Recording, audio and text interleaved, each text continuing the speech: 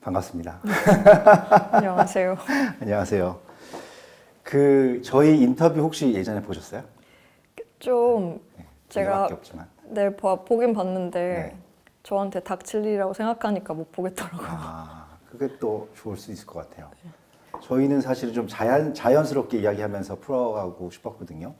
근데 사실 또 딱 요번에 또 작가님의 그 전시 컨셉이랑도 어떻게 보면 조금 일맥상통하는 면이 있을 것 같아서 또 한번 풀어보고 싶었는데, 이제 제일 특이한 게 이번에는 전시 설명이 없잖아요. 네네. 그거부터 한번 얘기를 해볼까 하는데. 제가 이제 서울에서 이제 본격적으로 활동을 한 게 6년 됐는데 2015년에 와서 개인전을 한번 하고 6년 정도를 쉼 없이 진짜 작업을 했어요. 근데 개인전은 안 했거든요. 근데 이제 6년 만에 개인전을 생각하면서 제가 이제 6년 동안 이렇게 펼쳐놨던 이렇게 시각 논리 같은 게 있잖아요. 조형 언어로 했던 거를 그것만으로 한번 말을 걸어봐야겠다는 생각을 했던 것 같아요. 그러니까 예전에 첫 개인전 때도 이렇게 원래는 작업이 있고 그걸 설명하는 글이 있잖아요. 근데 그걸 안 하고 이렇게 기획자나의 글을 그러니까 좀 평행하는 글이 이렇게 같이 그러니까 뭔가 시작하는 지점을 공유를 해가지고 그러니까 나는 조형 언어로 그러니까 한 주제로 얘기를 하고 그러니까 문자 언어로 같은 주제로 나에 대한 글을 놓으면 서로 어떤 레퍼런스가 돼주지 않을까 이걸 해봤어요. 근데 이게 되게 밀접한 관계가 아니면 이게 오랫동안 준비하지 않으면 어렵더라고요. 그래서 거기에 대해 그거를 사실 이번에도 같이 해볼까 해서 글을 이렇게 평행하는 글들을 여러 필자를 모셔서 이렇게 전시회 같이 놓을까 이게 사실 첫 계획이었다가 그것보다 그 글을 좀 뒤로 미루고 앞쪽 그냥 전시에는 조형 언어 저한테 익숙한 조형 언어로만 말을 걸고 나중에 책을 내서 그거를 서로 이렇게 왔다 갔다 레퍼런스가 돼줄 수 있게 그렇게 하는 걸로 계획을 바꿨어요. 그래서 이제 그러니까 조형 언어에 대한 강한 긍정이라고 봐주셨으면 좋겠어요. 이게 오해할까봐 좀 용기가 필요했거든요. 뭔가 문자 언어에 대한 부정처럼 느끼면 안 되니까 사실은 오히려 더 촘촘히 레이어를 만들어서 더 다양하게 잘 전달하고 싶어서 사실은 글을 없앴던. 네, 그래서 책이 나옵니다. 그럼 그건 이제 일반 사람들이 이해할 수 있는 언어로. 그러니까 이게 사실 그래서 필자분들을 여럿 모셨어요. 그러니까 제가 그 개인전 하고 나서도 2016년에 뿌레자리라는 그 다른 작가분들하고 같이 기획하고 작품으로도 참여를 했던 거에도 10개의 글이라고 해서 좀 어떤 주제에 대해서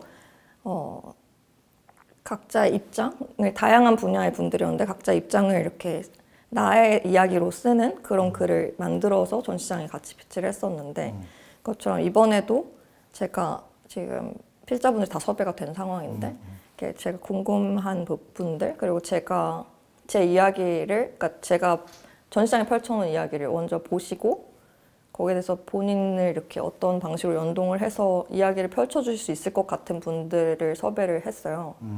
그래서 아마 책은 그러니까 전시와 반대로 그런 글이 중심이 되는. 그래서 제가 먼저 글을 보냈고, 그러니까 저의 파편적인 글들을 되게 사적인 글들을 공유를 하고, 그러니까 그 전시를 준비하면서 나온 사적인 글들이나 전시장에 놓여 있는 그런 뭐 캡션이나 제목 이런 부분들을 다 공유를 드리고 작업 노트랑 뭐 이런 걸 드리고 전시를 먼저 보시고 이제 그거에 반응하는 본인에 대한 어떠한 이야기를 저한테 주시면 제가 그거를 기반으로 또 기대가 하는 바는 제가 그걸 또 보고 뭔가를 그리거나 뭔가 반응을 해서 책에 더 엮어서 넣을 수 있으면 이게 뭔가 정말 완전 설명하는 그런 글은 아니더라도 작업이나 전시를 직접적으로 설명하지 않더라도 이제 그 뒤에 이렇게 숨겨진 이야기들을 이렇게 다양한 어떠한 시각으로 이렇게 보여드릴 수 있지 않을까. 그래서 좀 기대하고 있어요, 책은. 근데 좀 시간을 길게 두고 하려고요. 네, 그 정리를 하자면은 전시나 작품에 대한 해설을 위한 글이라기보다는 네. 컨버세이션에 가까운 거네요. 네, 그죠? 네. 네. 맞아요. 지금 먼저 주제를 던지고 네. 거기에 반응하는 글이 나오고 네. 또 그 안에서 또 작가로서 뭔가 인스피레이션이 생기면은 그걸 통해서 또 조각언어로 네. 조형언어로 만들어내고 이런 과정들을 통해서 이제 뭔가 또 발견해가는 이런 네. 프로세스를 기대하시는 것 같아요. 네, 그래서 책으로 이 전시가 마무리가 되었으면 좋겠는데 시간을 짧게 하면 좀 항상 좀 아쉬워서 할 수 있는 한 좀 글 쓰시는 시간도 많이 드리고 저도 좀 시간을 갖고 이러면서 올해 상반기 내내 그거에 하지 않을까 막 생각하고 있어요. 그럼 그 글이 나오기 전까지는 다음 전시는 기대할 수 없는 건가요? 그건 아니겠지만 지금 개인전이 그게 나와야 비로소 제가 개인전을 좀 이렇게 놓을 수 있지 않을까? 네, 네. 그래서 아직까지는 좀 약간 각성 상태인 것 같아요. 그러니까 개인전 끝나고 많이 쉬었냐고들 많이 물어보시는데 아직은 못 쉬고 있는, 그러니까 정신적으로 좀 못 쉬고 있는 느낌?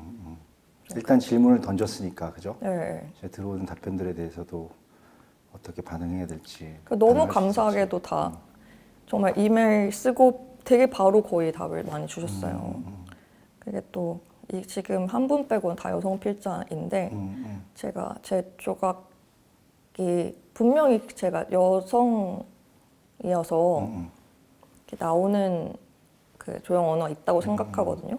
그 주제도 그렇고. 그래서 그거에 대한 걸 공유를 드렸더니 되게 바로 이렇게 좀 또 이런 유대가 생기는 걸 기대를 했는데 실제로 이렇게 많이들 답변을 긍정적으로 주셔가지고 좀 기대가 되는 상황입니다. 많은 작가들이 사실 개인전 하면은 자기를 표현하기 위해서 노력들을 많이 하잖아요. 근데 지금 말씀하시는 걸 보면은 나에 대한 표현보다도 상대방과의 어떤 교류에 더 관심이 많으신 것 같은데 그게 본인의 작업을 추구하는 방향이라고 볼 수 있을까요? 그거는 그러니까 올해 조금, 그러니까 작년이죠. 작년에 좀 태도가 한번 확 바뀌었던 것 같아요. 그러니까 이게 그 전에는 뭐랄까, 그러니까 저는 그러니까 제가 있는 곳에서 그 주변에 무슨 일이 있는지 보다가 이렇게 뭐 꽂히는 게 있으면 그거를 보통 이제 그러니까 사회 구성원으로서 무슨 말을 내가 할 수 있나? 이걸 생각해서 좀 거리를 사실 두고 작업을 하는 편이었거든요. 그러니까 내가 무슨 입장으로 뭘 어떻게 무슨 얘기를 하고 싶지? 이렇게 했었던 것 같아요. 더 그랬는데 이제 진짜 뭐 코로나 때 혼자 있고 막 그러면서 원래도 그런 시간이 많았는데 더 또 좀 20년 그때가 좀 특이하게 제가 또 큰 포트폴리오를 만들 일들이 좀 많았거든요. 근데 그러다 보니까 제 예전 작업들을 쭉 돌아보는 시기가 있었는데 그러면 생각이 되게 많아졌던 것 같아요. 그래가지고 사실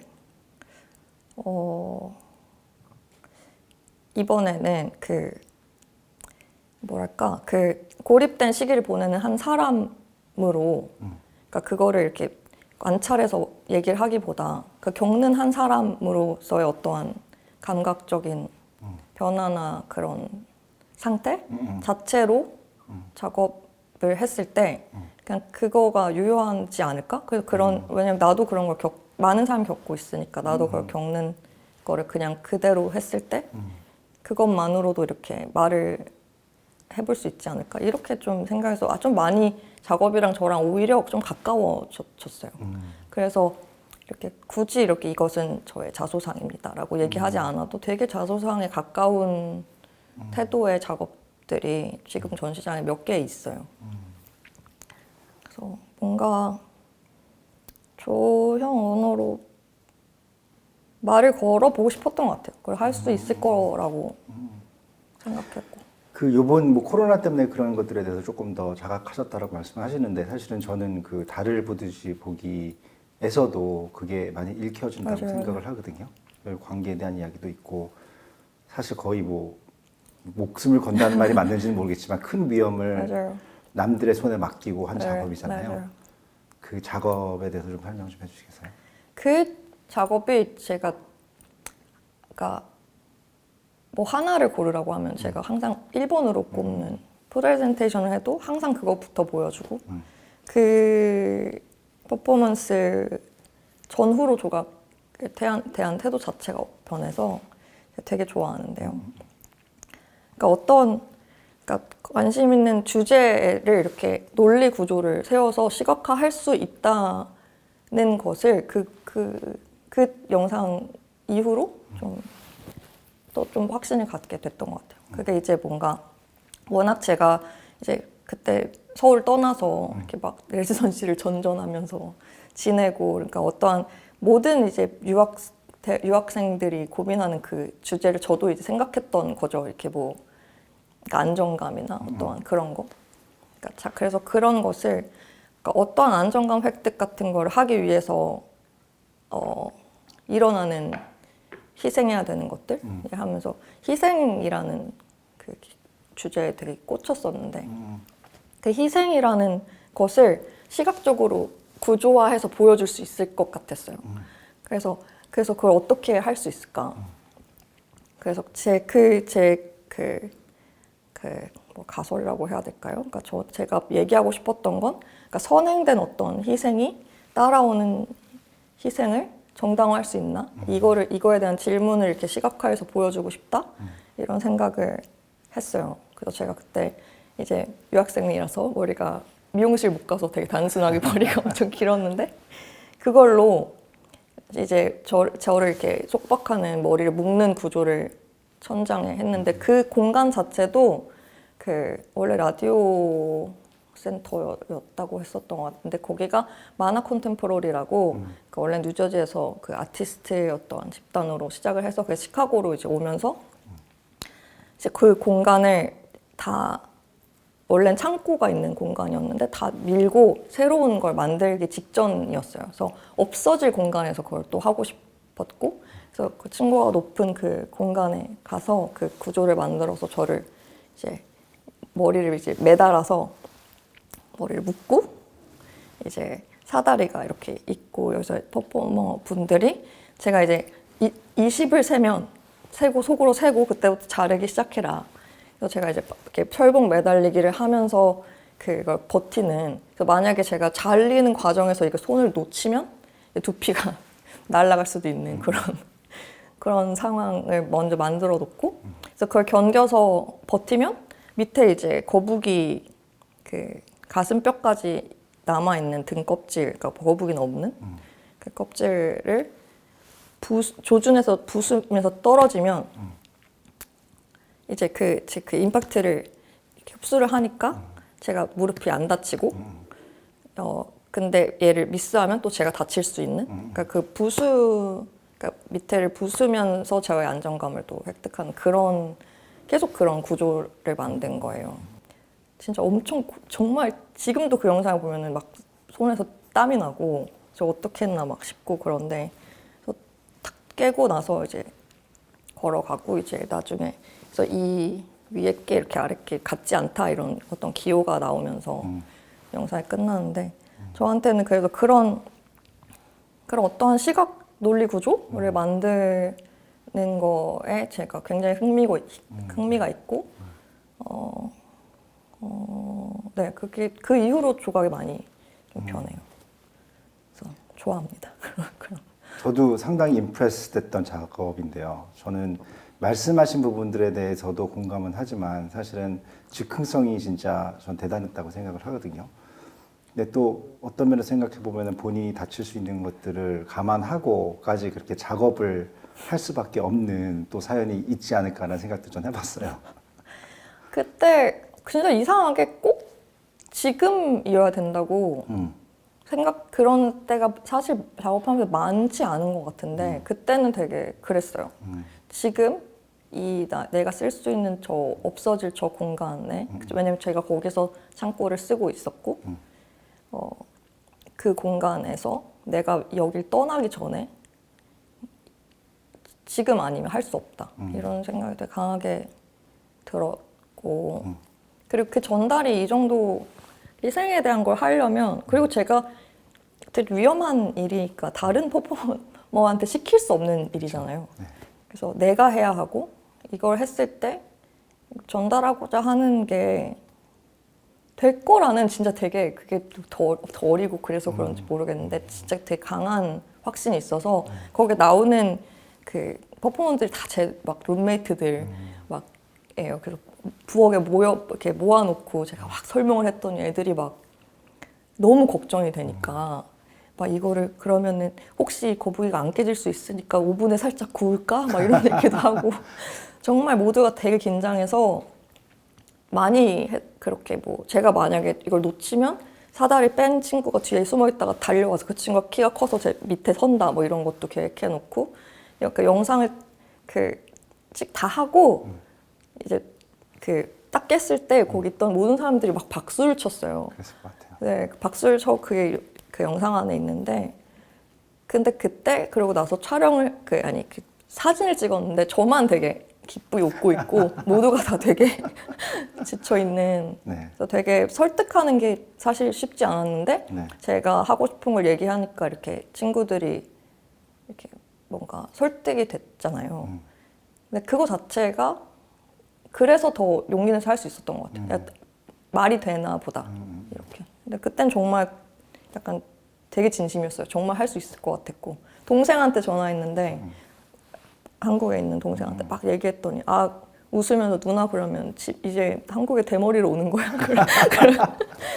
그런데 그냥 정말 주변에서 많이 하라고 지지해줘서 약간 용기 내서 근데 지금 못할 것 같아요. 지금 그렇죠. 다시 하라고 하면 또 그때니까 또 할 수 있었던 그때니까 거고. 정말 할 수 있어. 그래서 더 귀한 작업인 것 같아요. 예, 제가 거의 진짜 제일 좋아하는 작업. 네. 그 작업 보면 또 이제 바둥바둥 하는 모습이 네. 지금은 웃을 수 있지만 네. 그때는 사실은 진짜 데스프리트한 제스처잖아요. 그러니까 그 바등바등 할 때 그런 제가 바등바등 할 수 있다고 생각했는데 그때 사람들이 웃을 거라고 생각했어요. 왜냐면 사람들은 그런 기억 다들 있지 않나? 누가 넘어졌어. 얘는 되게 아픈데 그 순간에 웃음이 나올 때가 있잖아요. 근데 되게 생각해보면 이상하잖아요. 누구 상대방의 고통을 보고 약간 바로는 웃음이 나올 수 있는 그런 것도 좀 상상해보고 그런 좀 상태. 근데 그래서 되게 비디오 자체가 되게 퀄리티가 되게 낮아요. 좋지 않은 카메라로 우리끼리 모여서 그래서 그런데 그래도 네, 저한테는 진짜 제일 중요한 작업. 네, 뭐 퀄리티가 오히려 낮아서 전 더 효과적인 부분도 있었던 것 같아요. 네, 뭔가 좀 더 진정성 있었고 진짜 한 번밖에 있을 수 없는 기회였잖아요. 네. 그거를 잘 캡처한 것 같아서 되게 의미가 있는 것 같은데 그럼 이제 윤지영이라는 사람한테 작업이 갖는 의미가 뭘까요? 그건 진짜 모르겠어요. 정말 왔다 갔다 하고 요즘에 제일 혼란한 것 같아요. 이제 막 개인전도 오랜만에 하고 그래서 그러니까 생각이 자꾸 그러니까 분명히 작업을 할 수 있는 일이 있다고 되게 믿던 지금도 안 믿는다고 할 수는 없지만 근데 가끔은 되게 무력감을 느낄 때가 있거든요. 내가 할 수 있는 일이 뭐가 있지? 그런 게 사실 2019년에 그 회의가 제일 심했었어요. 그러니까 어떤 전시에 참여했는데 그게 저한테는 되게 중요한 막 좀 생태에 대한 막 그런 거여서 되게 중요하고 고민을 되게 고사하다가 했었는데 그거 자체가 전시 어떠한 구조, 디자인 이런 것 때문에 제가 준비했던 레퍼런스나 캡션이 되게 중요했는데 그런 게 다 삭제되고 이런 걸 막 보면서 특히 조각 입체를 하는 사람들이 항상 괴로운 지점은 가끔 그냥 정말 전시장에 뭔가 채울 게 필요해서 예쁜 게 필요해서 이렇게 또 섭외하시는 분들이 있긴 있거든요. 근데 그런 고민부터 시작해서 뭔가 되게 이럴 거면은 이렇게 중요한 그런 주제로 이슈로 뭐를 준비했는데 이게 잘 전달이 안 되는 구조라면 근데 서울도 속도 너무 빠르고 그러니까 되게 우울하고 힘들었었어요. 2019년이 제일 심했던 것 같아요. 그래서 그때 되게 많이 아프고 작업을 그만두니 많이 막 그러면서 그러다가 이제 어떤 그 아트선대센터에서 여성에 대한 전시 기획을 할 때 초대를 받고 처음에는 몸이 아프니까 못할 것 같았어요. 그런데 또 끌어오르는 게 있더라고요. 그때 뭐 버닝썬 사건 있었고 그래서 그때 제가 막 그 뭐랄까 이건 여성으로서의 분도 있지만 미술하는 사람으로서 정말 미술 막 정말 미술 막 그걸로 한번 승부 안 보면은 그만둘 것 같다 이렇게 해서 갑자기 제가 구상 조각을 하거든요. 레다 백조라는 그때 사실은 그거를 저한테 이제 섭외를 하셨던 게 같이 이제 멘토 그 레전시 멘토를 이렇게 그런 걸 하고 있었는데 그때 제가 한국 민담 안에 여성상 이런 거를 공부하고 있다는 걸 아셔가지고 근데 그 민담이라는 거는 그런 전래동화 막 이런 거는 엄마 아빠가 읽어주는 거잖아요. 그러니까 저랑 너무 붙어 있어서 제가 그 단시간에 해낼 수는 없고 그냥 좀 거리 두고 할 수 있는 그리스 신화 정도는 할 수 있다. 그래서 제가 정말 그때는 제일 어쩌면 즉흥이 많은 선택을 많이 했어요. 그 전시 때 제우스 목을 자르겠습니다.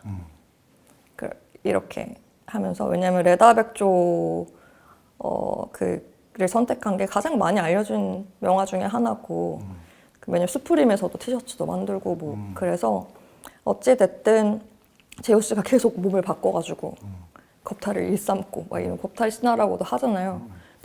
근데 항상 이제 남성 작가들한테 그게 해석이 되니까 그게 그 여성의 신체가 대상화되고 이런 게 많아서 반대로 그러면 제우스 목을 잘라서 그 성기에다가 얼굴을 확 꼽는 그런 거를 그러니까 저한테 큰 도전이었어요. 구상 조각을 데뷔하고 한 적이 없는데 그때는 그 미술사 안에 있는 어떠한 내용으로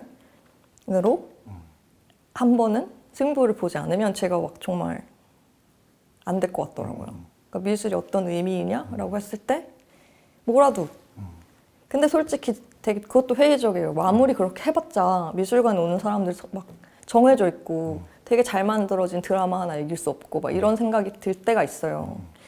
막 그런 생각을 하면 또 힘이 빠질 때가 많지만 분명히 제가 뭐 믿고 있는 게 있는 것 같아요. 근데 그렇다고 무슨 항상 뭐 미술이 막 선언을 해야 되고 막 그렇다고 생각하진 않지만 그래도 어찌됐든 사회 구성원으로서 한 명으로 분명히 내가 무슨 얘기를 해야 될 때는 작업을 통해서 익숙한 언어로 원래는 익숙한 언어로 하다 보니까 그 추상적인 어떠한 조형 언어를 계속 논리를 만들다 보면 어느 순간에 이걸 누군가 이렇게 팔로우 하다 보면 얘가 이런 말을 하고 싶었구나 라고 길게 얘기할 수 있다고 생각했는데 서울에 있으면서 그 속도가 너무 빨라서 못할 수도 있겠구나라는 생각이 진짜 들었어요. 그래가지고 그때 레다 백조 할 때는 되게 직접적인 시각 언어로 한 번은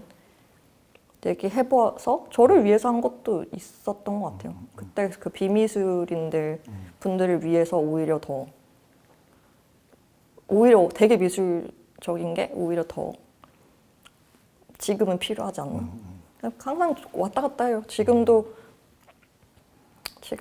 잘 모르겠어요. 사실 이게 내가 이렇게까지 막 해서 요만큼 했는데 이게 얼만큼 무슨 역할을 하고 있는가라고 생각하면 되게 힘들어질 때도 많고.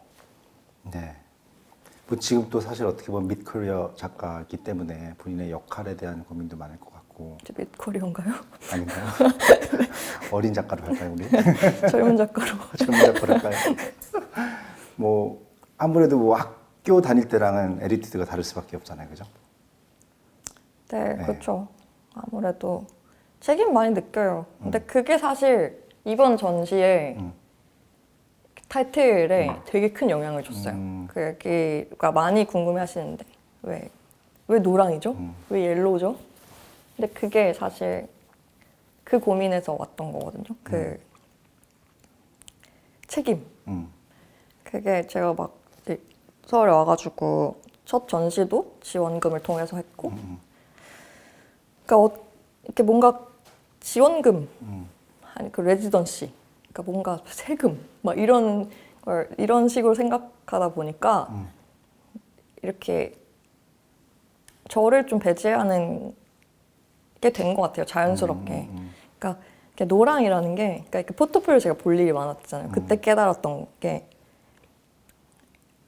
미국 가기 전에도 항상 노랑이 있고, 제가 타투도 있는 여기 노랑이 있지만,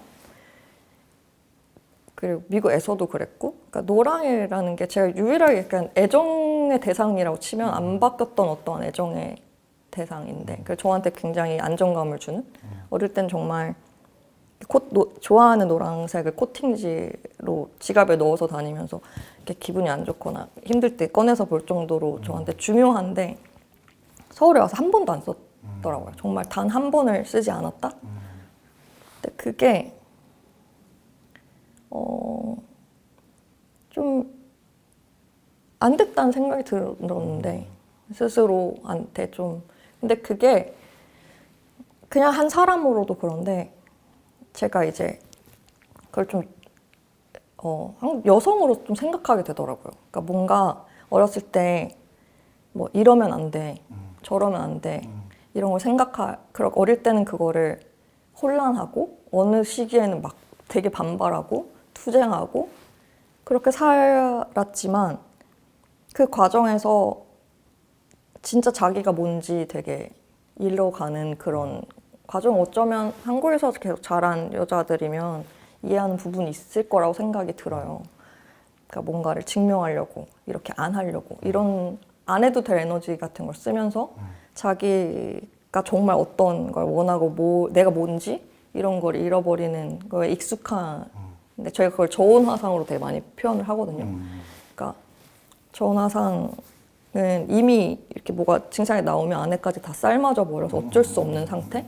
그러니까 제가 되게 나는 강하고 막 뭔가 독립적이고 투쟁하면서 열심히 살았지만, 되게 이상하게 한국 여자로서 제가 되게 지향하는 부분에 그런 생각이 막 나올 때가 있는데, 그러니까 그런 어떤 사회 그 구조 안에서 이렇게 반발하고 적응하고 하다가 생기는 것들, 그거를 이제 제가 그 노랑이랑 연관을 해가지고 그걸 이제 그 필자분들한테도 그걸 공유를 했어요. 그러니까 제가 그 노랑이라는 걸 얼마나 제가 통제를 하면서 안 했고, 근데 심지어 그 안 쓰고 있다는 것조차 몰랐고, 그거를 비로소 혼자 있는 시간을 겪으면서 그 노랑의 부재를 깨달았고, 그래서 그 노랑의 자리에 다 당신 모두에게 그 나한테 노랑이 있는 것처럼 그 노랑의 그 자리에 놓을 수 있는 당신의 뭐가 있지 않을까? 근데 나는 그게 궁금하다. 그래서 그거에 대해서 글을 써주시면 가장 좋을 것 같다. 이렇게 했어요. 그래서 저는 일반적으로 사람들이 생각하는 노랑이랑 사실은 전시에 들어왔었을 때 느낌은 사뭇 다를 수 있다고 생각해요. 근데 그런 의도가 저는 그 아까 조형 언어라고 말씀하신 부분도 있지만, 사실은 또 그 관람객들로 하여금 자기가 어떻게 좀 레스트할 수 있는 공간이 되기를 바랐던 건 아닌가라는 생각도 들고, 또 그 안에 있는 메타포들도 좀 정해진 틀에서 벗어나려는 그런 메타포들이 많이 있잖아요. 네. 그래서 좀 많이 인상적이었고, 사실 재미있는 게 원앤제 같은 경우는 저희가 그나마 자부하고 있는 것 중에 하나가, 뭐 이번에 느끼셨겠지만 개인전을 할 때 최대한 손을 안 대려고 많이 하고 있거든요. 네. 왜냐면 그게 개인전만이 또 가질 수 있는 매력이잖아요. 네. 더 많은 경우 작가들은 뭐 기획전들을 통해서 소개되고 다른 작가들과 비교되거나, 아니면 뭐 컴비네이션으로 보여지거나, 아니면 보완적으로 보여지거나, 이런 식으로 보여주다 보니까 사실은 본인이 원하는 바 읽혀지기보다는 다른 관계 속에서 만들어지는데, 개인전만큼은 그래도 본인이 의도한 것들을 좀 만들어 볼 수 있는 공간이 있으면 해서 저희가 그렇게 진행하고 있었는데, 사실은 제가 자주 방문하지는 못했지만 할 때마다 되게 기대가 컸고 결과물에 대해서 저는 상당히 만족을 하거든요. 감사합니다. 그런 동시에 또 사실은 이제 설명이 없다라는 걸로 컴플레인도 많이 받기는 받았어요. 네. 그리고 이게 뭐 모두를 위한 전시는 아닐 수 있다라는 것도 저도 인지는 하고 있는데 지금 말씀을 하시는 걸 보니까 사실은 더 많은 사람들이 이해를 했으면 하는 바람이 네. 분명히 있으신 것 같은데, 그죠? 네. 정말 그래요. 그러니까 제가 되게 개인적인, 그러니까 제가 그런 믿음이 있어요. 확실히 되게 개인적인 거를 해서 시작을 해서 이렇게 바깥의 이야기를 할 수 있고 공감을 그게 사실 어려운 일이지만 그 됐을 때 정말 더 크게 할 수 있다는 게 있고 이번에 진짜 그렇게 해보고 싶었어요. 그래서 되게 이렇게 어떠한 제한 안에서 또 작가가 심어놓은 어떠한 정념 같은 것들도 그러니까 그냥 이렇게 있는 게 아니라 되게 이렇게 정제된 상황 안에서 있었을 때 사람들이 좀 시간을 들어왔을 때 아무튼 좀 다른 시간에서 좀 조각을 봤으면 좋겠다 생각 되게 많이 했고 되게 내밀한 그러니까 전시라는 게 되게 막 웰커밍 인바이팅 하잖아요. 근데 사실 제가 하고 싶은 건 되게 내밀한 거기 때문에 계속 실례합니다. 이게 이렇게 되길 바랬던 것 같아요. 그러니까 들어가도 되나? 이렇게 됐으면 좋겠었고 그래서 그 지하에 그 커튼도 살짝 동선을 위해 열어놓으면 어떠냐는 제안을 해주셨었는데 제가 저는 그냥 용기가 없으면 못 보는 걸로 하는 게 이번에 맞는 것 같다. 그냥 안 되면 그냥 커튼을 통해서만 보는 것도 그냥 그런 경험도 더 이렇게 열어놓고 했으면 좋겠다. 그래서 생각을 되게 많이 했는데 지켜봐야죠. 이제 어떤 피드백들이 이제 오는지. 네. 관객들이 바라보는 시선이 본인 작업에 미치는 영향이 얼마나 될까요? 사실 되게 이게 속상한 부분인데 작가한테 피드백 제일 없어요. 그렇죠. 네, 막 쫓아다니면서 물어봐야 되고 사실 저는 그래서 별로였습니다 문자 오는 것도 좋아요.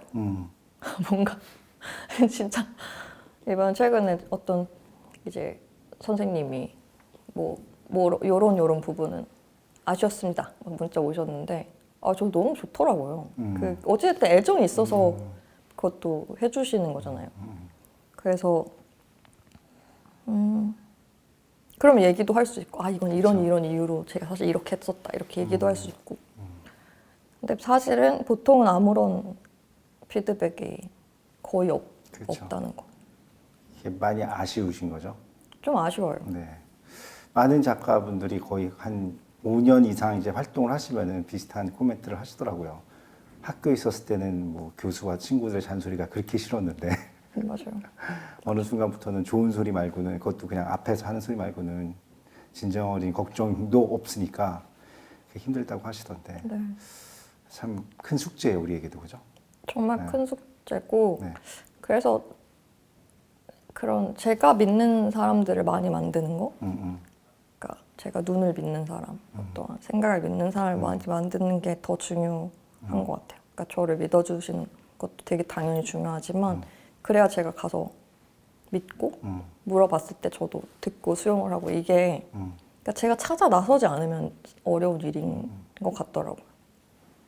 잠깐 말씀하셨지만 그런 역할을 해주는 사람 중에 하나 동생이 있다라고 네네. 말씀하셨는데 또 동시에 동생은 누나가 하는 그 삶을 보면서 사는 삶을 보면서 작가기를 포기하게 됐었잖아요. 네, 그렇죠. 어떤 지점일까요?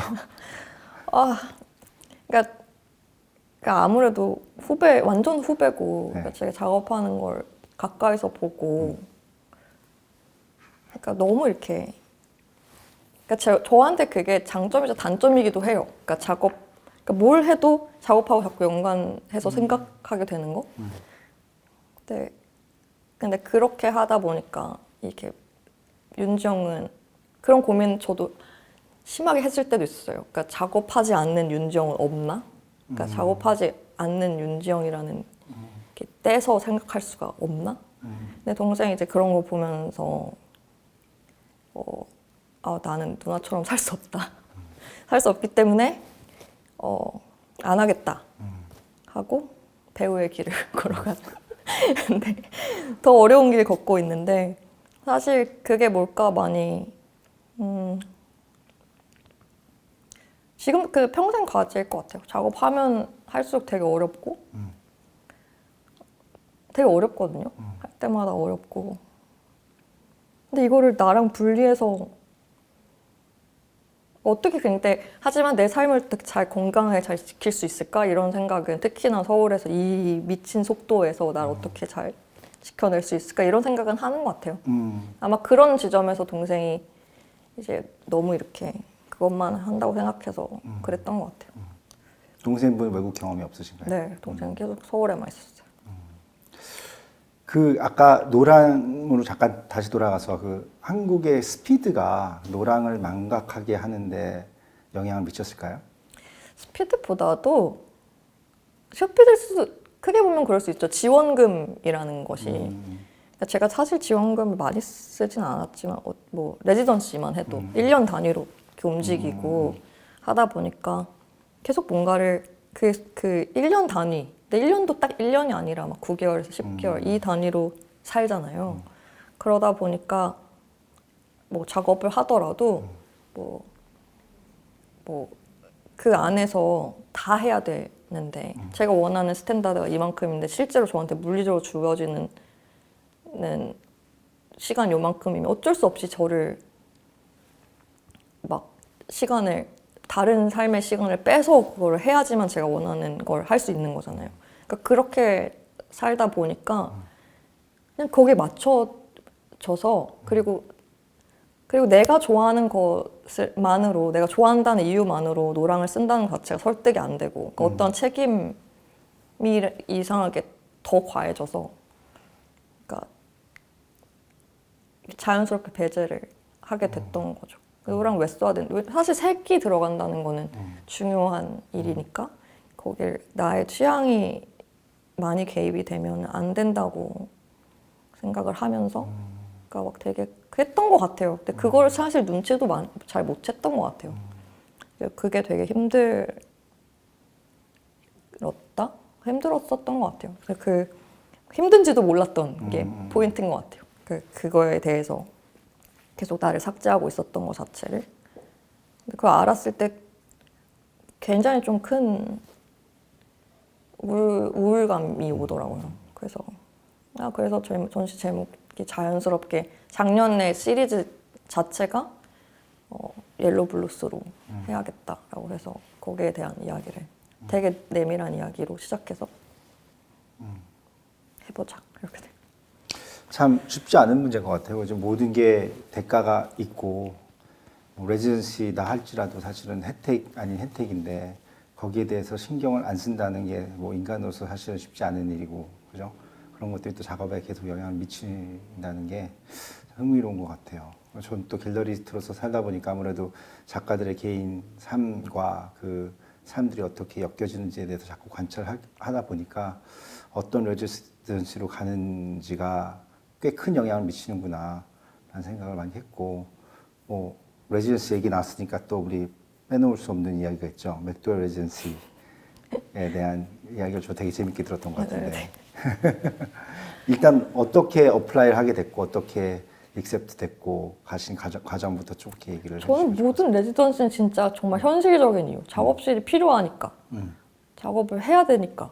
서울에 와서도 마찬가지고 서울 바깥에서 혹은 근교에서 구하는 게 어려우니까 뭐 이런 거 그때도 그랬어요. 미국에서 이제 졸업하고 작업하고 싶은데 근데 지금 당장 이제 작업실 구하기 전에 시간이 뜨니까 막 그때 가야지. 그래서 지원을 해서 맥도웰 레지던시라는 곳이 굉장히 역사가 깊은 레지던시인데 미국에서 아마 거의 제일 오래됐을 거예요. 근데 거기가 되게 특이한 지점이 그 비주얼 아티스트만 있는 게 아니라 뭐 연극, 극작가, 뭐 소설가, 시인, 영화 감독, 뭐 퍼포머, 뭐 되게 다양한 장르의 그냥 뭐 정말 되게 다양한 분들이 오세요. 그래서 매걸 너무 좋았던 게 거기가 바구니로 유명한 곳이거든요. 집을 뉴햄프셔 어딘가에 되게 숲 속에 이제 집을 한 채씩 이렇게 주고 거기에서 위에 이제 제가 있었던 곳은 아래 복층 구조인데 아래쪽이 그 작업실이고 위에 이제 잠을 자는 곳이었는데 자고 일어나면 집 앞에 그 바구니가 있는 거예요. 도시락 이렇게 이렇게 아침이 딱 배달이 되는 거죠. 그래서 그리고 침대 커버랑 이런 게 정말 이렇게 작업에만 집중하게 하고 그 저녁에는 또 되게 저희 전용 그 전담한 요리사 분들이 이렇게 요리를 되게 맛있는 음식을 차려 주시면 작가들끼리 모여가지고 맛있게 먹고 끝나고 자발적으로 뭐 살롱을 열든지 프레젠테이션 하든지 뭐 해가지고 시간을 같이 보내요. 그래서 정말 너무 좋아온 거예요. 제가 항상 이제 고학생이니까 학교 다닐 때도 이제 항상 많은 룸메이트들이랑 북적북적 막 살다가 혼자 주어지고 누가 차려주는 밥을 먹고 막 이렇게 하면서 너무 시간이 아까워서 이틀에 한 번만 자고 정말 대단한 것 같아요, 네. 진짜. 이틀에 한 번 너무 이 시간이 너무 아깝다. 이 한 달 너무 짧다. 이러면서 이틀에 한 번씩만 자고 거기가 그 아마 이 부분에 웃겨하셨을 것 같은데 그 주류세가 없는 데라 가지고 가방을 메고 이제 그 리커 스토어에 가서 막 제가 독주를 좋아하니까 막 뭐 코냑이랑 위스키 같은 걸 잔뜩 사가지고 이제 항상 술을 마시면서 막 얘기를 하고 그랬는데 모두가 다 어쨌든 거기 뽑혔고 거기서 또 되게 또 글 쓰시는 분들한테 되게 좋은 좀 명망 있는 그런 데였어요. 플리처상 거기 출신 되게 많고 막 이런데 모두가 다 불행한 거예요. 저희 먹다 보면 다음에 어디 갈지 모르고 인생 다 뭐 장르 상관없이 모두가 다 너무 막 불행한 거예요.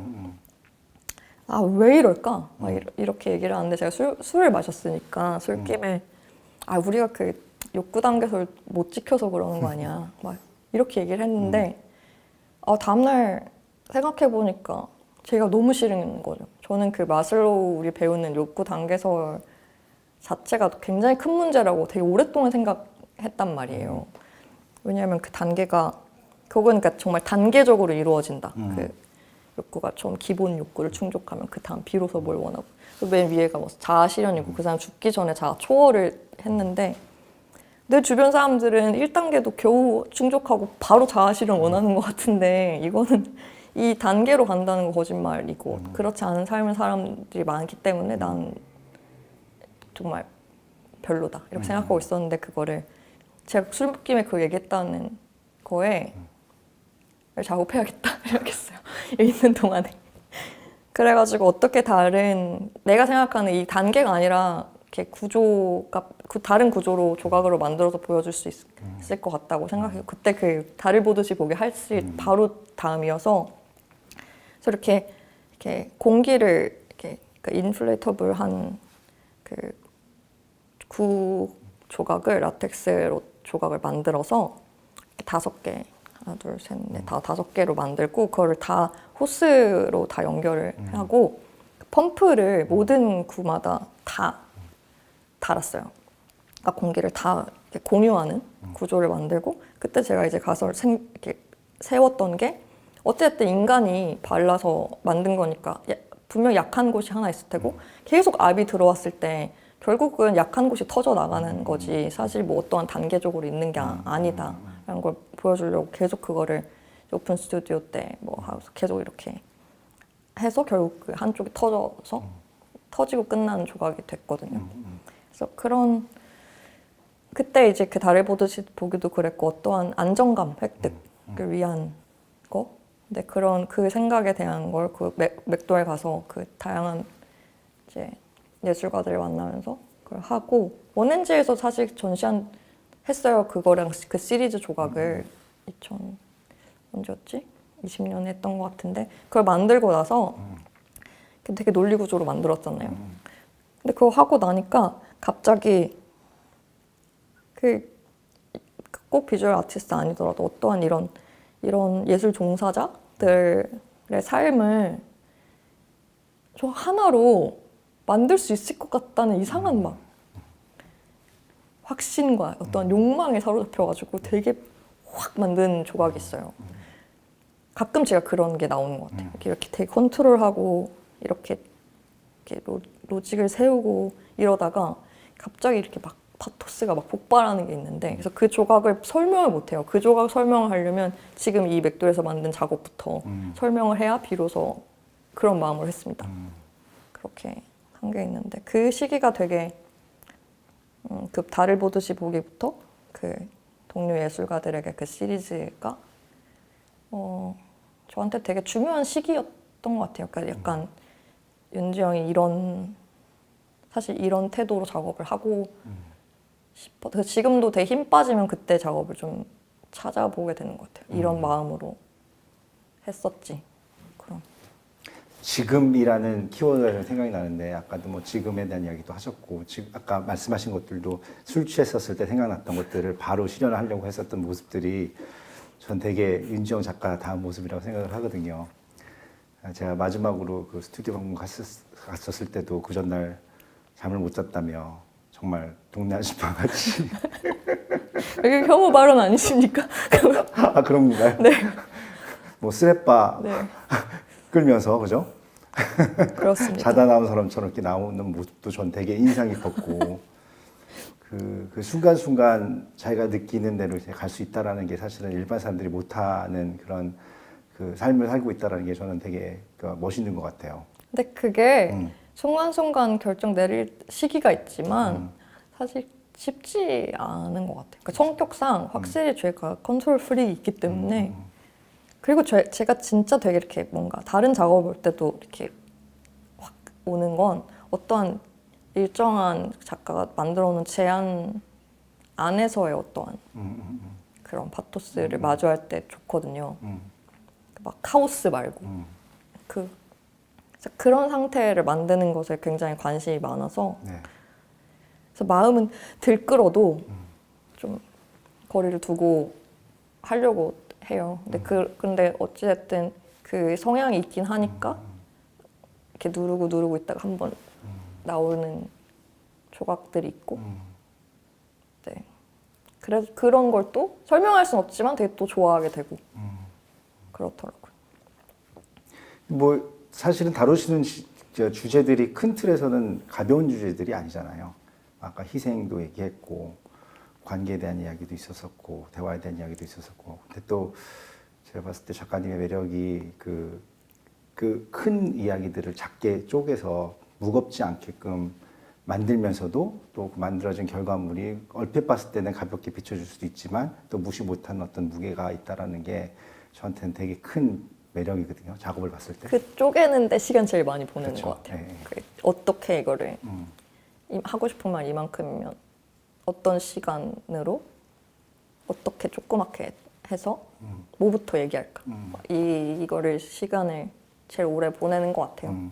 보통은 작업을 실제로 만드는 시간보다 누워서 그거 생각하는 시간이 훨씬 길어요. 보통 누워 있는 것 같아요. 작업하기 전에. 그거 쪼개느라고.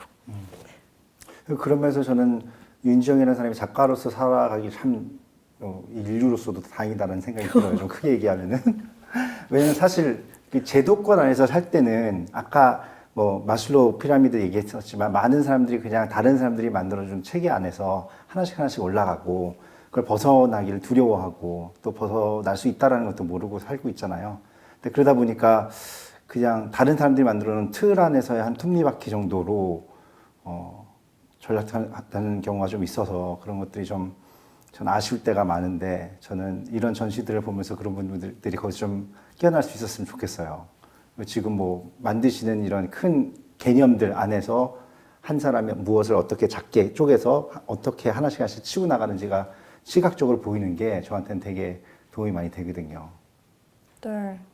딱 하나 아쉬운 거 있었어요. 원엔제에서 했을 때 다 너무 좋았는데 좀 반성을 했던 것도 하기로 하고 공간을 딱 보니까 정말 휠체어가 들어갈 수 있는 게 딱 프론트까지잖아요. 왜 그 생각 안 했을까? 그러니까 저 항상 전시할 때 그 동선에 대해서 되게 많이 생각하거든요. 휠체어 동선이나 또 시선, 높이. 그러니까 어쩔 수 없이 이제 시각 예술이니까 제가 고려하지 못하는 부분들 되게 많지만 그래도 하는데 이번에는 그래서 처음에는 막 이거를 이렇게 막 어떻게 막 만들어야 될까 막 했는데 안 되겠더라고요. 예산으로도 안 되고.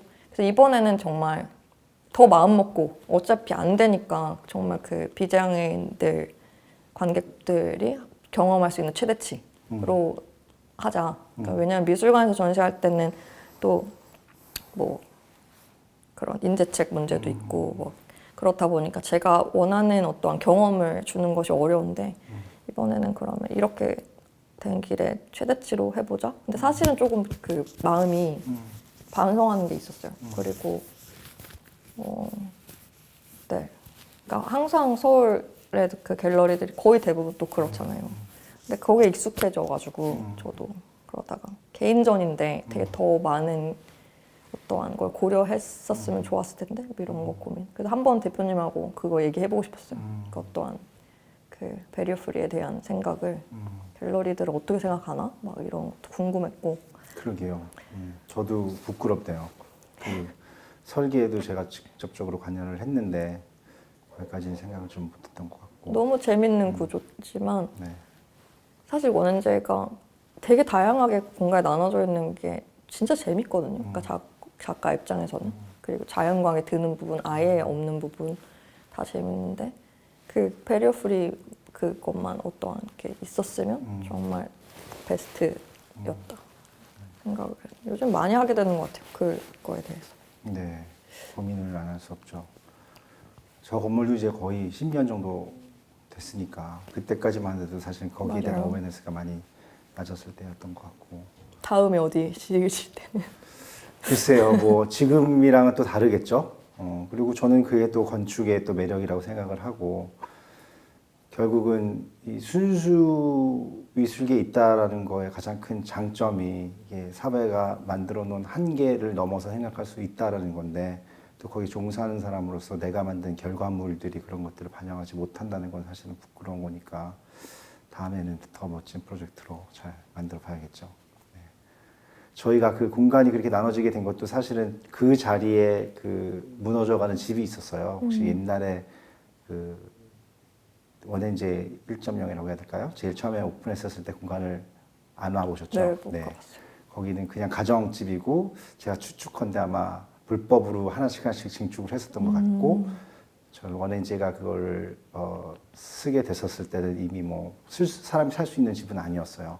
그러다 보니까 대충 이제 그때 또 돈도 없었었고 저도 20대 후반이었고 대충 뭐 벽 허물고 이러고 저러고 보니까 개념적으로는 지금이랑은 사실 되게 비슷한 갤러리였어요. 그래서 거기도 크게 4개의 공간이 있었고 그러니까 들어오는 입구 공간이 있고 지금의 로비처럼 로비라고 표현하기 너무 작지만 그 다음에 또 하나의 조금 큰 방이 있었고 2층 올라가면 2개의 방이 있었었는데 각자가 되게 캐릭터가 분명한 스페이스가 있다라는 게 그러면서도 한 공간이라는 게 분명히 느껴지는 게 저는 되게 좋았어요. 그래서 최욱 소장님이 저희 지금 공간을 설계를 해주셨는데 저랑 술도 많이 마셨죠. 그 개념을 잡기 위해서.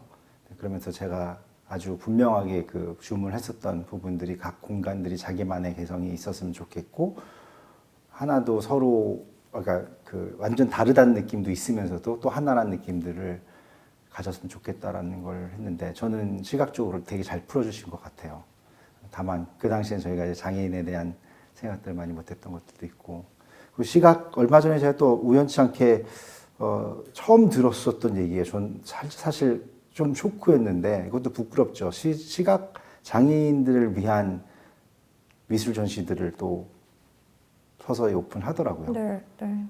저는 그게 되게 좋은 무브먼트라고 생각을 하고 특히 우리나라만 사실 미술이라고 부르지 사실은 다른 데서는 아트라고 그냥 통칭하는 경우가 더 많잖아요. 물론 그 안에서도 비주얼 아트라는 네. 장르들이 있지만 또 말이라는 게 가지고 있는 힘이 있다 보니 그래서 아티스트다 그러면은 우리가 말하는 이 시각미술의 작가랑 또 다른 개념으로도 많이 쓰여지잖아요.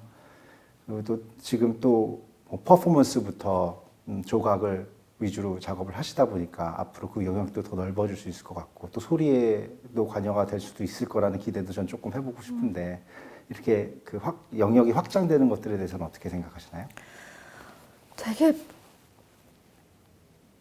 부족감을 되게 많이 느껴요. 제가 막 2020년에 그 비장애 장애 그 워크숍을 그 잠실창작 스튜디오에서 하는 거를 참여를 하면서 되게 많이 반성했던 것 같아요. 내가 이렇게 모르는구나.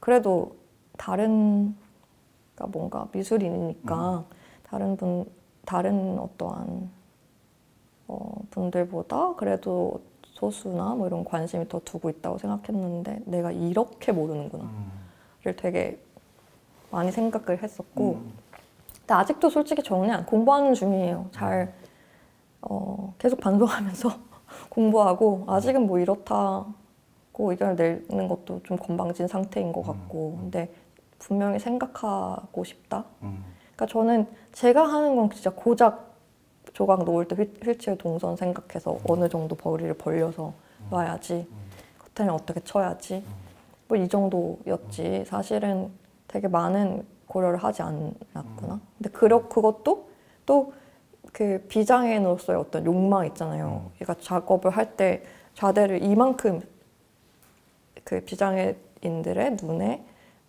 눈높이에 올릴 수 있는 최대치가 작업에 되게 중요한데 이거에 대해서 막 고민할 때 막 근데 거기에 대한 답은 아직 못 냈어요. 근데 최대한 그래서 그 좌대의 높이라든지 뭐 어떻게 이런 것도 생각을 하게 되고 근데 물론 분명히 또 고려하지 못하더라도 꼭 해야 된다고 믿어질 때가 있는 것 같아요. 근데 거기에 대한 생각은 아직은 정리가 안 됐어요. 그래서 지금 계속 고민하고 있는 상태. 근데 다 같이 고민하는 게 어찌됐든 중요한 것 같아요. 미술관, 뭐 갤러리, 작가 다 같이. 그렇죠. 네. 네. 특히 우리 필드 자체가 워낙 진보적인 곳이다 보니까 그런 것들을 선행하는 것들은 의미가 있을 수 있죠. 다만 이제 저도 항상 그런 고민을 해야 된다라고 생각하고 실천해야 된다고 생각을 하면서도 우리가 종종 그렇지 못한 사람들을 비판하거나 좀 비하하는 경우들은 좀 자제를 해야 되지 않을까라는 고민도 해요. 방금 말씀하시는 것처럼 또 그렇지 않은 사람들의 또 욕구라든지 그렇지 않기 때문에 할 수 있는 것들도 있기 때문에 이런 것들 어떻게 밸런스를 맞춰가는지가 가장 큰 관건인 것 같고 그리고 항상 뭘 해놓고 나면은 뭔가 잘못했고 뭔가 부족했다라는 것들을 깨닫는 게 우리고 또 그게 당연한 거고 그런 또 과정들을 통해서 우리가 성숙하는 거니까 또 거기까지 생각 못한 사람들의 또 세계도 우리가 그게 우리보다 낫다 높다 할 것이 아니라 포용할 수 있는 방법들을 계속 고민을 해야 되지 않을까. 네, 진짜 어려운 어려운 문제요. 네, 진짜 어려운. 네. 어려운 문제요. 그 뭐 계속 뭐 희생도 키워드 중에 하나지만 그렇잖아요. 뭐 이런 많은 것들을 고려하다 보면 또 희생되는 것들이 분명히 있잖아요. 네, 정말 그래서 생각이 많은데 네. 아직까지는 뭐 제 입장이 이렇다 할 만큼 뭐 공부하지 못했다 그런 생각해요. 그래서 하지만 관심을 좀 더 두고 싶다 이런 생각은 하고 있어요. 그러니까 우리말로 왜 그릇이 크다라는 표현을 쓰잖아요. 근데 그게 무슨 뜻일까 생각해 보면은 사실 더 많은 것들을 담을 수 있다라는 표현인 것 같고 그런 면에서는 우리가 자각하고 있는 문제들에 대해서는 우리가 빨리 적극 수용하고 개선점들을 만들어서 할 수 있는 게 그릇이 큰 사람이 해야 되지 않을까. 그릇이 클까요 우리가? 모르겠습니다. 또 이제 조각하시는 분 입장에서 네. 입체 작업이잖아요. 네. 근데 요즘에 또 디지털 아트라든지 뭐 네. 메타버스라든지 이런 것들이 키워드로 자리 잡고 있는데 어떻게 생각하시나요? 그것도 진짜 아직까지는 어떠한 유효한 답을 드리진 못할 것 같아요. 하지만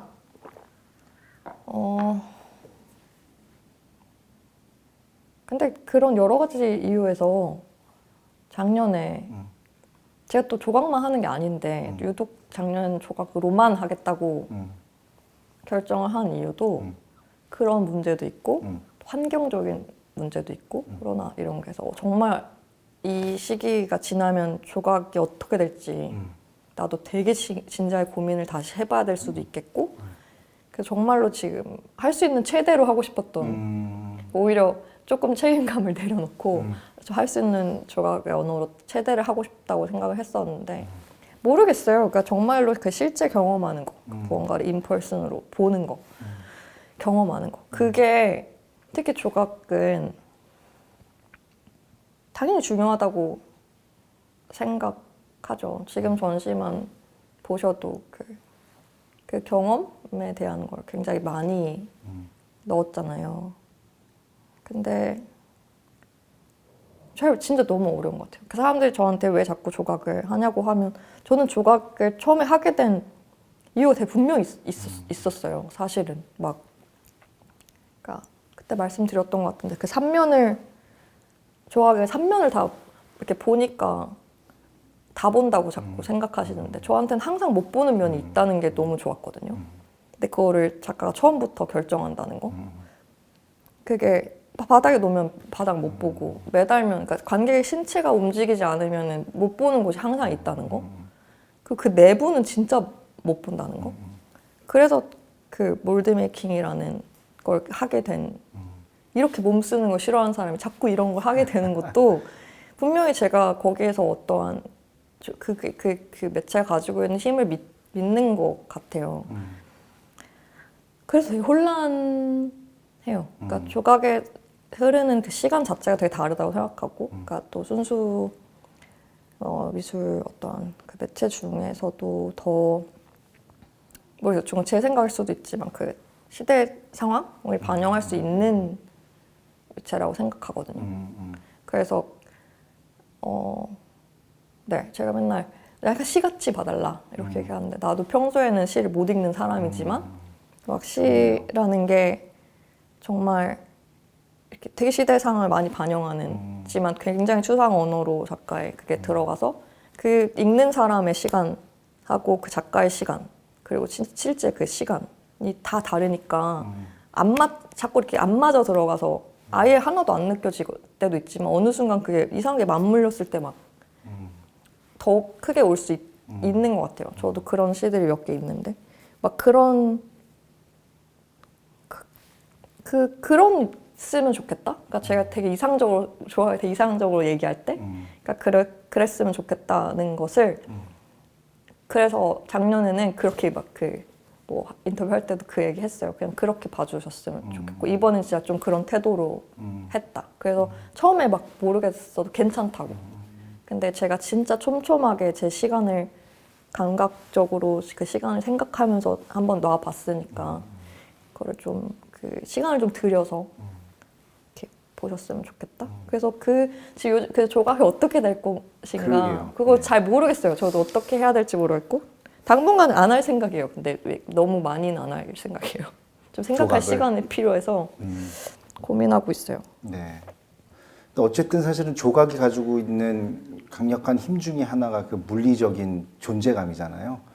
근데 사이버 월드에서는 사실은 그거를 재현하는 것이지 실제로 느끼는 거랑 좀 다를 것 같다는 생각이 들어요. 저도 궁금해요. 그게 어떻게 펼쳐질지. 이게 물론 페인팅도 저는 이렇게 실물을 보는 것과 디지털 이미지만 보는 것과 천지 차이라고 생각하지만 어쨌든 투디멘셔널한 것들을 트랜스레이트하는 것과 3차원적인 것들을 트랜스레이트하는 것도 완전히 다른 게임일 것 같은데. 어떻게 어디를 땅에 집계할 건가 그렇죠. 부터 사실 되게 많은 결정을 미리 내린단 말이에요. 조각을 네. 만들 때 최초의 단계부터. 근데 그런 것이 이렇게 돌려서 전면을 다 그렇죠. 볼 수 있고 이렇게 됐을 때는 아예 사고 자체를 접근을 다시 해야 되는 게 아닌가 이런 생각을 하게 되더라고요. 심지어 스케일도 이게 베리어블이 돼버리잖아요. 그렇죠. 지금 현실 세계에서는 내 키는 정해져 있고 내 눈빛은 정해져 있고 그리고 어떤 물리적인 것들이 만들어지면은 내 한계가 분명히 정해지는데 이 디지털 월드에서는 사실은 내 크기도 조절 가능하고. 그러니까 그래서 그 라이프 스케일, 그러니까 라이프 사이즈라는 개념 자체가 무너진다고 그러니까 그 미국에서 많이 생각했는데 그 어찌 됐든 이 조각한테 그 사이즈 모양, 라이프 사이즈라고 했을 때 그게 있었는데 지금 그게 그렇게 얘기하기가 어렵잖아요. 사실 심지어 뭐 줌만 해도 여기 사람이 있는데 이 사람 라이프 사이즈가 아니라고 할 수 없고. 하지만 그래서 그 라이프 사이즈라는 개념 자체가 많이 바뀌어서 당연히 조각에 대한 생각을 다시 해볼 필요는 있을 것 같아요. 그게 뭐 되게 뭐 빠른 시간에 해야 될까는 잘 모르겠어요. 그러니까 이번 조각에서도 그 지하에 있는 조각이 사람처럼 보일 수 있는 최소 사이즈라고 제가 생각을 했고 그런 게 중요한 거잖아요. 그러니까 봤을 때 이게 그냥 별이고 기초 도형, 입체 도형처럼 보이지만 사실은 사람처럼 느낄 수밖에 없는 게 제가 그런 거를 심어놨기 때문인데 그런 걸 어떻게 그러면 가상 세계에서는 해낼 수 있을까? 뭐 이런 생각도. 그러니까 되게 고민할 게 아예 다른 접근을 해야 되는 거라서 네, 아직까지는 저는 요요한 답은 못 드릴 것 같아요. 고민하는 중이다. 작가로서 살아가는 데 있어서 가장 큰 두려움이 있다라고 그러면 어떤 게 있을까요? 더 이상 작업할 수 없을 것 같아. 경제적인 이유 같은 걸로 더 이상 작업할 수 없을 것 같을 때. 그러니까 내가 하고 싶어. 그러니까 이제 뭐 지원금에 의존하는 작가들은 그러니까 되게 많은 분들이 공감하실 텐데 나이가 정해져 있잖아요. 몇 세 이상 안 되고 또부터 저는 이제 당장 되게 운이 좋게 레지던시를 다 해서 정말 그래서 조각을 할 수 있었던 거예요. 사실 서울에서 이렇게 할 수 있었던 건 작업실을 제공받았으니까. 근데 저 다 했거든요. 레지던시. 갈 데 없어요. 그래서 이제 작업실이 당분간 없이 지내니까 그래서 작년에 그런 마음도 더 있었던 거예요. 할 수 있는 조각 최대한 해보자. 그러니까 그런 게 무섭죠. 사실은 내가 더 이상 나를 찾아주지 않을 때. 그러니까 그럴 때 내가 어떻게 이거를 계속 이어나갈 수 있을까? 사실은 예전엔 진짜 그런 생각도 안 했던 것 같아요. 어릴 때는 타코 사 먹을 돈만 있으면 그렇죠. 하는 거지 뭐 이렇게 생각했는데 사실 현실이 그렇게 녹록지 않고 네. 그렇다는 거를 이제 알게 되니까 그게 사실 무서워요. 그렇죠. 사실 제가 아까 그 mid커리어라는 표현을 썼는데 저한테 있어서 정의가 딱 그건 것 같아요. 이제 막 대학교 졸업했을 때는 뭐 이머징 아티스트부터 해가지고 뭐 젊은 작가들에 대한 지원은 은근히 많이 있고 또 진짜 원로가 되면 또 거기에 대한 지원이 있는데 이제 딱 지원이 끊기기 시작하면은 그때부터는 우리끼리의 얘기로는 버티기 싸움이라고 저는 얘기를 해요. 네. 근데 사실은 그 버티기 싸움이라는 게 다른 게 아닌 것 같아요. 진짜 진정성 싸움이라는 생각이 들어요. 이름에도 불구하고 내가 해야 될 이유들이 있는 사람들은 끝까지 할 수 있는 거고 안 그러면 이제 다른 길로 가시는 분들도 생기는 것 같은데. 그러니까 너무 빠른 거예요. 그러니까 제가 서울에서 첫 개인전 한 게 15년이고 이제 6년이 지났는데 이제 6년밖에 그러니까 제 입장에서는 26년밖에 안 됐는데 미드코리아 뭐 이렇게 얘기하면 아직 나 아직 자립할 힘이 없는 것 같은 생각도 하고 뭔가 그러니까 할 얘기가 되게 많은데 못하는 그러게요. 상황이 올까봐 그게 무섭죠. 사실 그런 거 무서운 것 같아요.